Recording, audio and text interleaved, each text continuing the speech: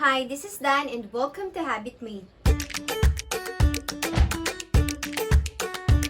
For today's video, we're gonna do another macrame bag. This time, we're gonna do a market bag. This mini market bag can be used for a quick grocery run or can double as a beach bag. This is super easy to do and I'm excited to share it with you all, so let's get started. For the materials, we'll use 5mm cotton cord, measuring tape, and scissors. We also have Macrame Starter Kit available for purchase to start your macrame project. Cut 24 cords with 8 feet length each and another 8 cords with 4 feet length each. We'll use these cords to make the handle. We're gonna make a 4 flat braid for the handle. Get 4 cords with 4 feet length, pull it down and leave just enough space at the back. 5 to 6 inches will do. Put a tape at the top part to secure the cords. To make a 4 flat braid, get these 2 middle cords, make an X, put this cord over, and this right cord under, make another X sign. Let's do it again. Put this over, under, X sign. Put this over, and this right cord under, make another X sign.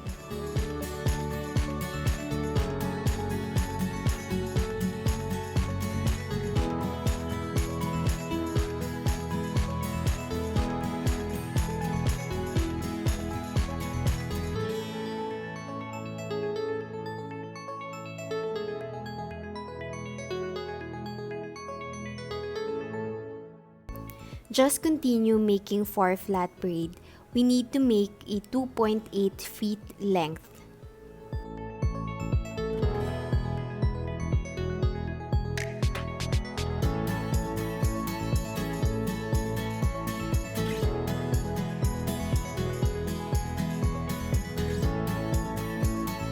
We have to connect both ends by making a gathering knot.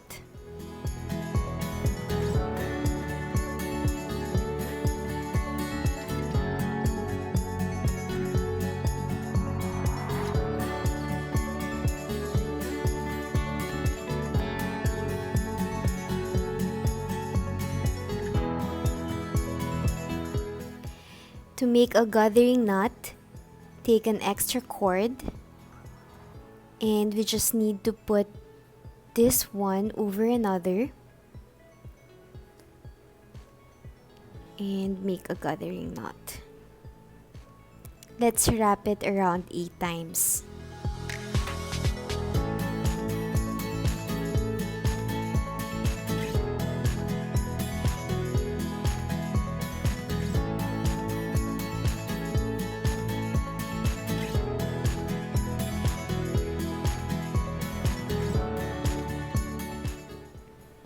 And put this through and pull this up.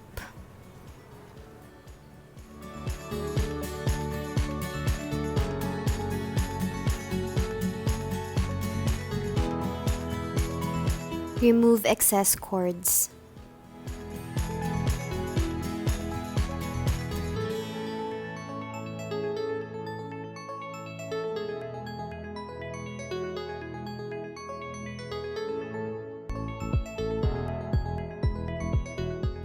Now we have our first handle.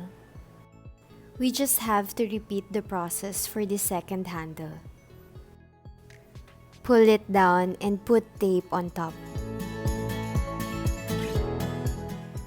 Let's make another 4 flat braid. We should be using the same 4 feet length cords.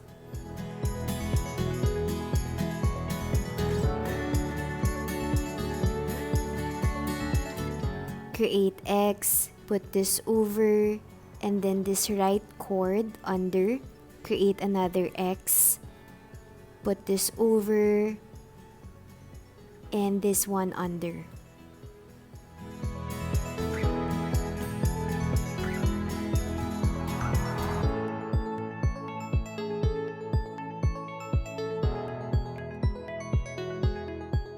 Once we reach the 2.8 feet, we have to connect both ends again by making a gathering knot.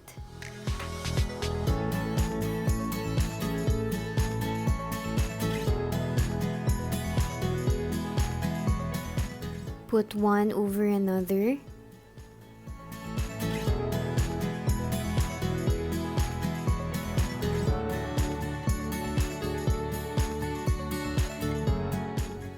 Get an extra cord, make a U, and wrap it around 8 times.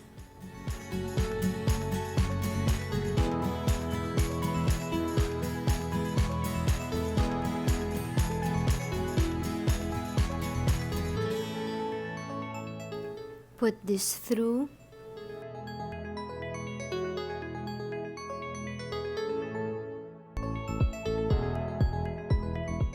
Pull this up.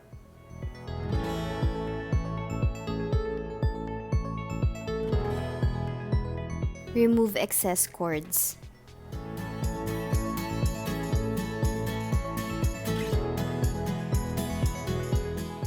Just make sure both cords have the same length.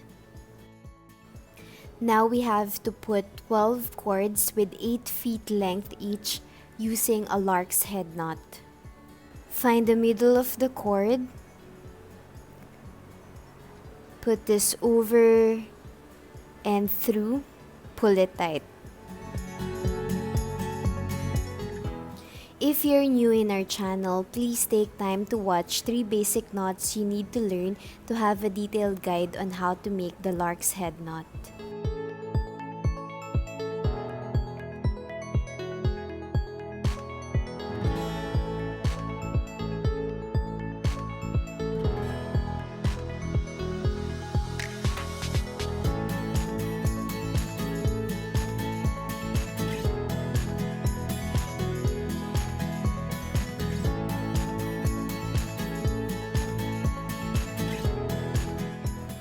Make sure we have 12 lark's head knot.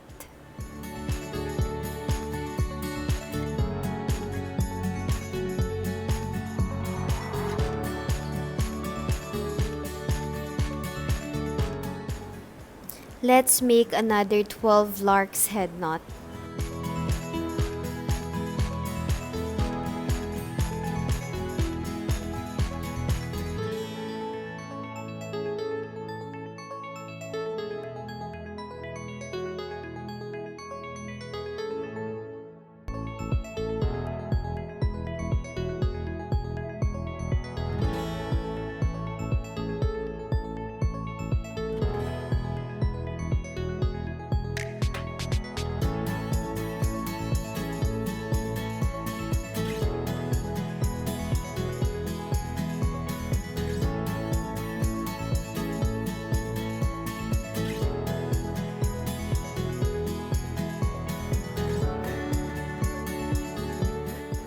Again, make sure we have 12 lark's head knot.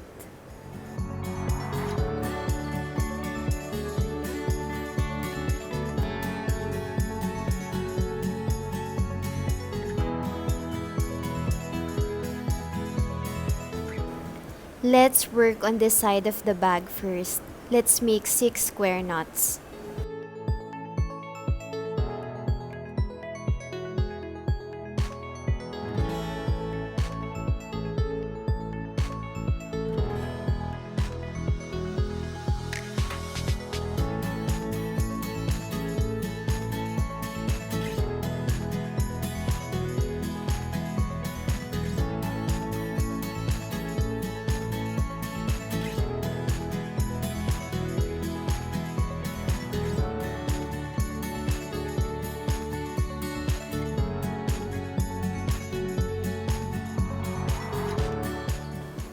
We should have 6 square knots.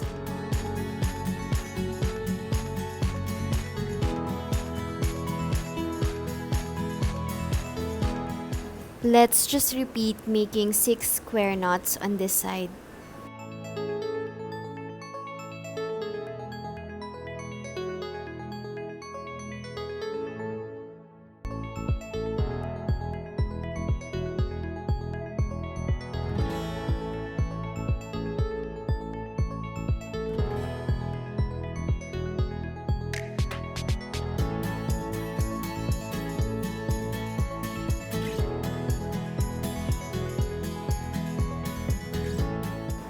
Once we have the 6 square knots, we can now connect these two sides of the bag.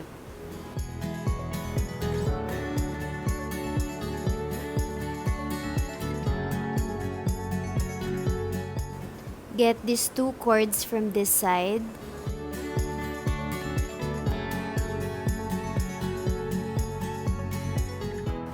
And these 2 cords from this side. We just need to connect them by making another square knot.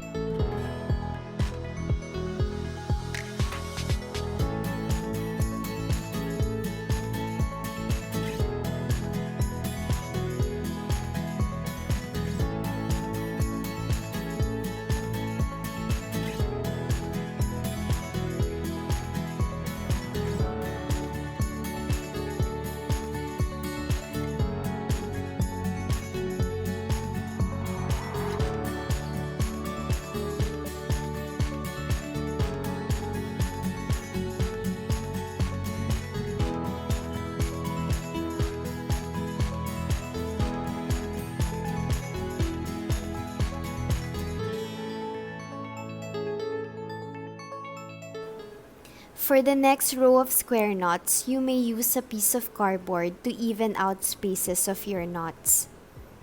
You just have to put it in the middle and continue making square knots. But for this tutorial, I won't be using one, so I could also show you how to do it using freehand.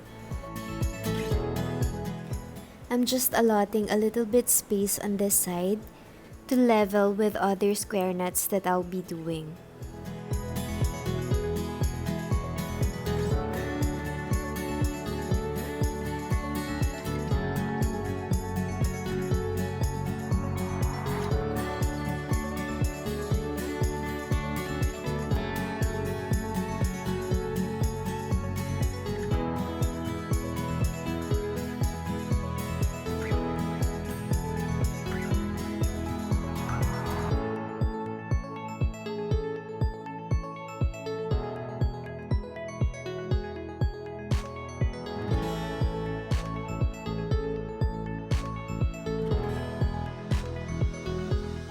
Let's proceed with the third row of square knots. We have to make 12 rows of square knots.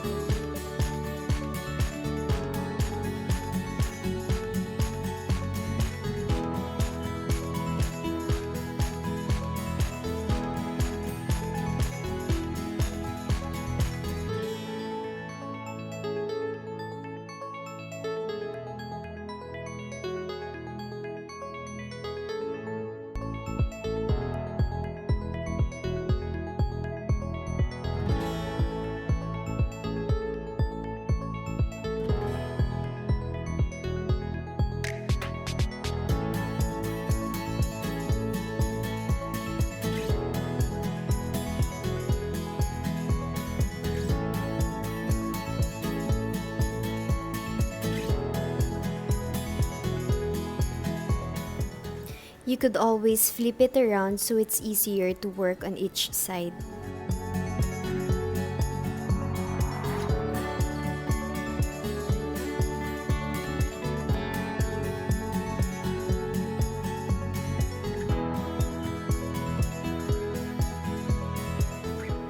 Distance from the last row will depend on your preference.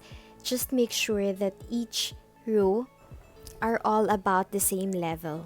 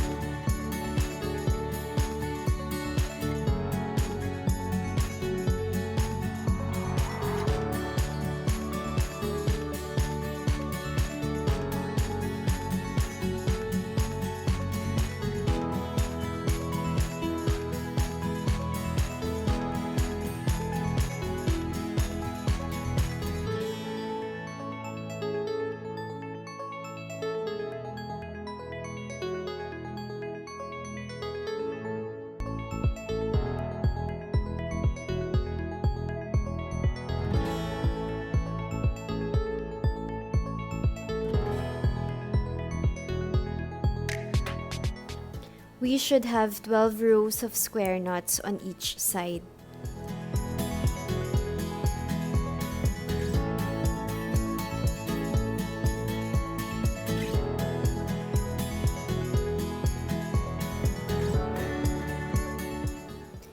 And now we're gonna close the bottom part of our bag.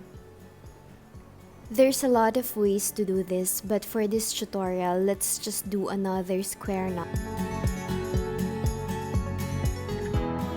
Center cord is the last square knot from the column of the first knot that we created to connect the two sides of the bag.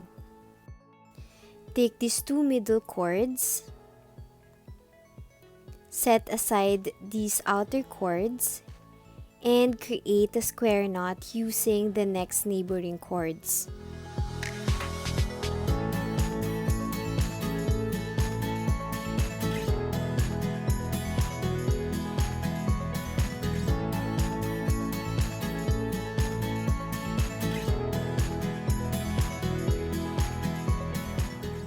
Just keep these two middle cords and proceed with the next neighboring cords.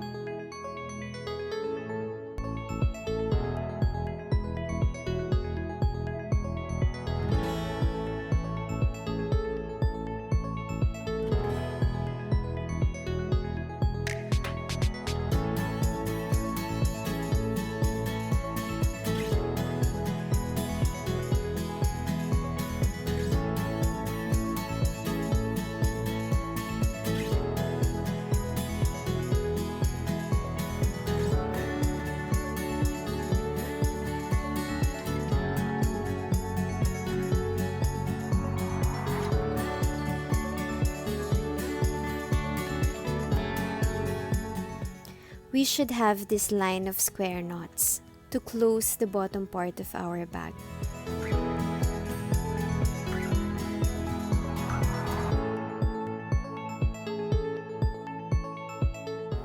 Now time to cut these cords. I'm just leaving enough space just in case I have to retie this.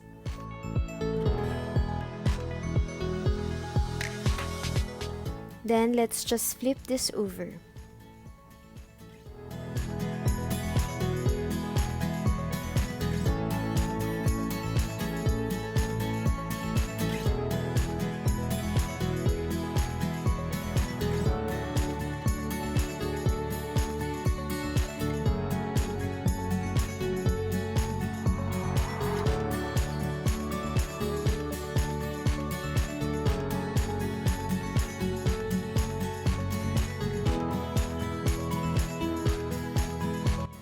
If you find this video helpful, please share it with me by using the hashtag HabitMade and tagging us on your social media accounts. Don't forget to subscribe and see you on our next video.